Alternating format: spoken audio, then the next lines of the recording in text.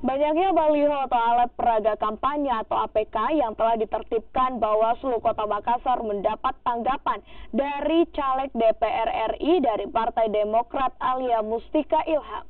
Menurutnya, banyaknya pelanggaran alat peraga kampanye ini karena calon legislatif tidak mendapat pembekalan dari partai.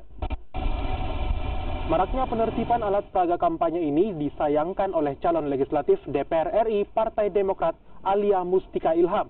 Alia menilai kurangnya sosialisasi aturan KPU dari partai ke calon legislatif menjadi salah satu penyebab banyaknya calon legislatif yang melanggar aturan kampanye.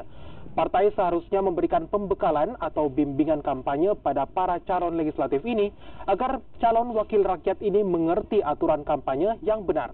Selain membuat citra caleg rusak, penertiban alat peraga juga merugikan secara materi. Ya, itulah barangkali mereka kurang sosialisasi dari partainya sendiri, atau mereka juga tanpa belajar dan kurang informasi dari partai tersebut.